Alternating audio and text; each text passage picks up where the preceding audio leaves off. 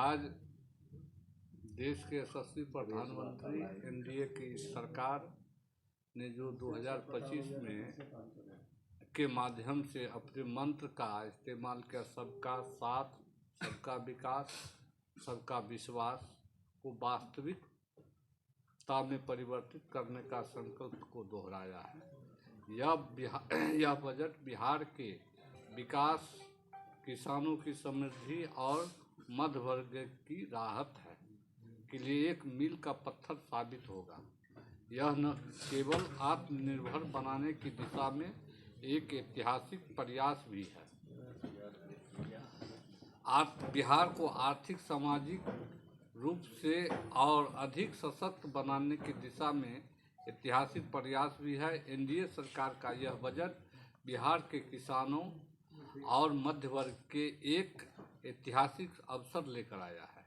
यह बजट आत्मनिर्भर भारत, बिहार को समावेशी विकास की दिशा में एक मजबूत नींव रखता है। यह राष्ट्रीय प्रगति और सामाजिक समृद्धि का मार्ग प्रशस्त करेगा, जिससे हर वर्ग को विकास का समान अवसर मिलेगा। यह बजट प्रधानमंत्री श्री नरेंद्र मोदी जी का प्रतिबद्धता को दर्शाता है, जो गरीब, युवाओं, अन्नदाताओं और नारी शक्ति के सशक्तिकरण के लिए निरंतर कार्यरत है। बिहार के विकास पर विशेष फोकस दिया है केंद्र सरकार। आदरणीय प्रधानमंत्री ने बिहार के विकास के लिए विशेष फोकस दिया है और वैसे भी बिहार गौरवशाली राज्य है, जिस राज्य में महात्मा गांधी और देश के यशस्वी प्रधानमंत्री इस राज्य के विकास के लिए सतत प्रयास कर रहे हैं।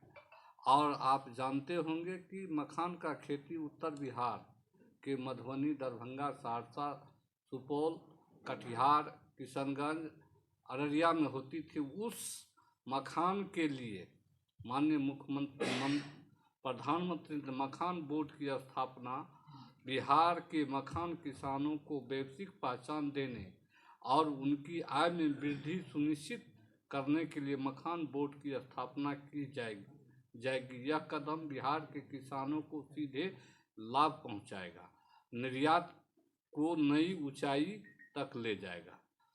आप जानते हैं, पटना एयरपोर्ट का विस्तार और नया ग्रीनफील्ड एयरपोर्ट का पटना हवाई अड्डे का विस्तार किया जाएगा और बिहार में एक नया ग्रीनफील्ड एयरपोर्ट स्थापित किया जाएगा। इससे राज्य का परिवहन का ढांचा काफ़ी मजबूत होगा और निवेश व पर्यटन को बढ़ावा मिलेगा, जो कि आज़ादी के 2014 से पहले जो देश के प्रधानमंत्री आदरणीय नरेंद्र भाई मोदी बने, उन्होंने 14 के बाद उन्होंने बराबर बिहार के विकास के निरंतर प्रयास करते रहे हैं।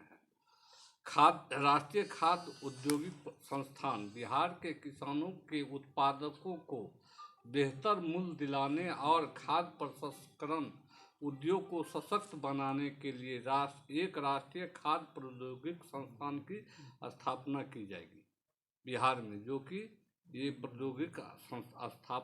खाद्य प्रौद्योगिक संस्थान नहीं थी। आज आईआईटी पटना का विस्तार उच्च शिक्षा को बढ़ावा देने के लिए आईआईटी पटना के विस्तार की घोषणा की गई है, जिससे 6,500 से अधिक 500 से अधिक छात्रों को शिक्षा के नए अवसर मिलेंगे।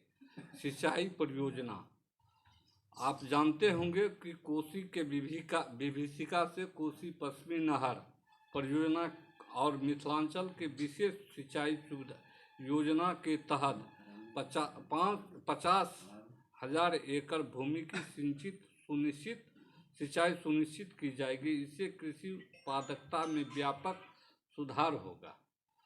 पर्यटन को बढ़ावा, भगवान बुद्ध से जुड़े ऐतिहासिक स्थलों जैसे आपका यहाँ कौन कौन स्थल, लछवार मंदिर है और जन्म स्थान है, इस सब का भी बुद्ध सर्किट से जुड़े जो भी स्थल होंगे उसको विकसित किया जाएगा। विशेष योजना लागू की जाएगी जिससे बिहार का पर्यटन उद्योग और स्थानीय व्यवस्था सशक्त होगी। किसानों के लिए क्रांतिकारी घोषणा की गई है आदरणीय प्रदेश के प्रधानमंत्री के द्वारा। किसान क्रेडिट कार्ड की सीमा में वृद्धि की गई है। किसानों की सुविधा को देखते हुए क्रेडिट कार्ड सीमा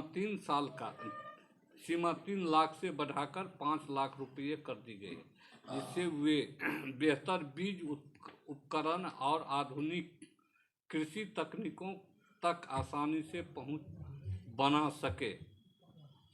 1.7 करोड़ किसानों को लाभ। नई कृषि योजना के तहत 100 जिलों में कृषि उत्पादकता को बढ़ाने का विशेष ध्यान दिया जाएगा, जिससे बिहार के किसानों की आमदनी में वृद्धि होगी। मत्स्य पालन को प्रोत्साहन। भारत में मत्स्य पालन को बढ़ावा देने के लिए अंडमान निकोबार और लक्षद्वीप में सतत मत्स्य पालन की रणनीति अपनाई जाएगी, जिससे बिहार के मत्स्य पालकों को भी नई तकनीकी का लाभ मिलेगा। नई तकनीकी व्यवस्था के माध्यम से अंडमान निकोबार और लक्षद्वीप में जो तकनीकी विस्तृत है वह तकनीकी बिहार के मत्स्यजीवियों के भी उपलब्ध कराया जाएगा। दालों में आत्मनिर्भरता।